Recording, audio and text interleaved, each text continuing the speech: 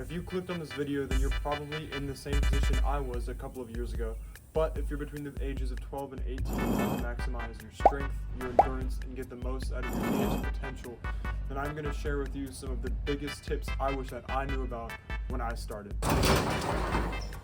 I'm going to condense this video into 3 main parts while avoiding more of the bigger and sciencey words. So this is going to be more of an entry-level advice video, but it's essentially going to be 5 to 6 minutes of straight just bro lifting sauce, if you want to call it that. But make sure that you stick to the end because that's where I share some of the most important advice, at least in my opinion. For the first bit of this video, I'm going to be focusing on weights and lifting. So instead of just picking one specific lifting category like most people do, whether it be calisthenics, powerlifting, or just straight up bodybuilding, I decided to blend them all together into some sort of athletic bodybuilding concoction.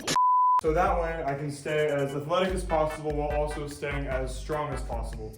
Now my reasoning behind that is because some powerlifting splits can hinder athletic performance by bulking up too much and focusing too much on strength, and some bodybuilding splits can focus a little bit too much on aesthetics and not enough functional lifting.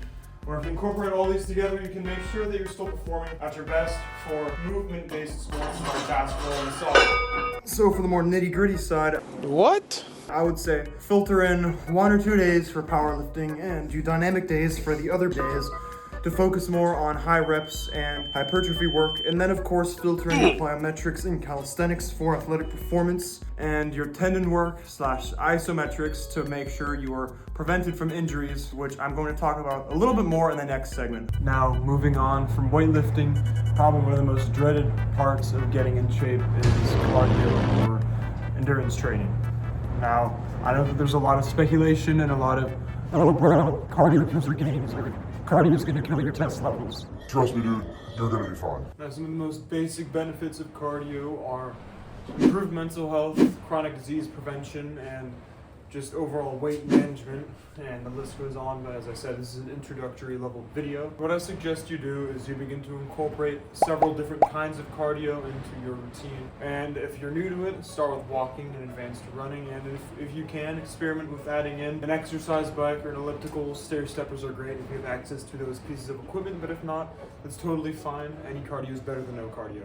Now, to tie this video all together, we will end with arguably the linchpin of all training, which is diet and recovery. For your recovery days, which should be at least 1 day out of the week, if you ask me, you should be stretching, bro. You have to stretch. If you can't keep your body healthy, then you can just say goodbye to maxing out your stats or whatever you want to call it. And I'm really talking to myself here. I need to work on this the most. And if you want a video talking about stretching, let me know, because I'd be down to make one. But stretching does help. It increases performance and athleticism, and it prevents injuries. And I've been through injuries as far from shin splints to fracturing an ankle, and trust me, they all suck. You don't want them to happen to you. The last thing you want to do when you're trying to get stronger is take time away from the gym.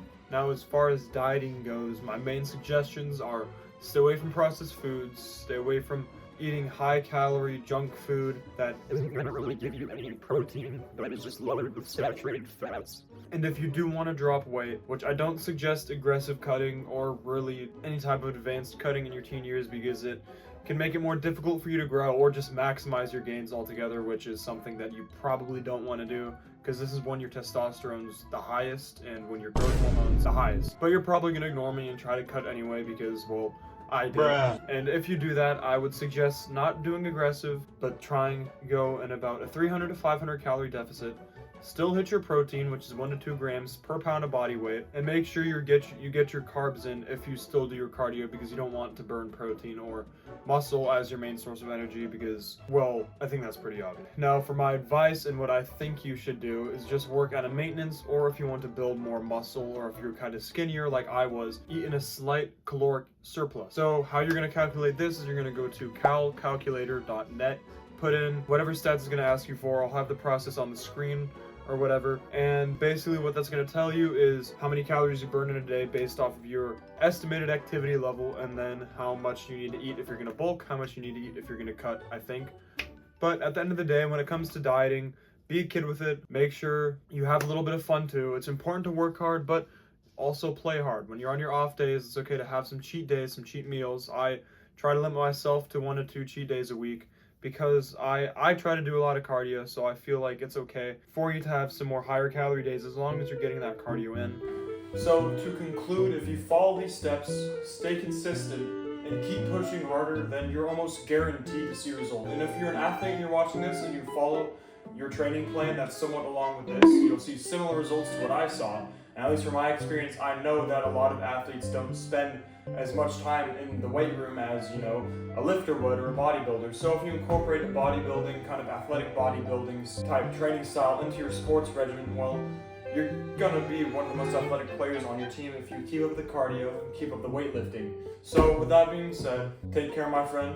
Happy training, and make sure you drop a sub and a comment if you want to see more informational / advice videos like this. May God bless you, my friend. Thank you for watching.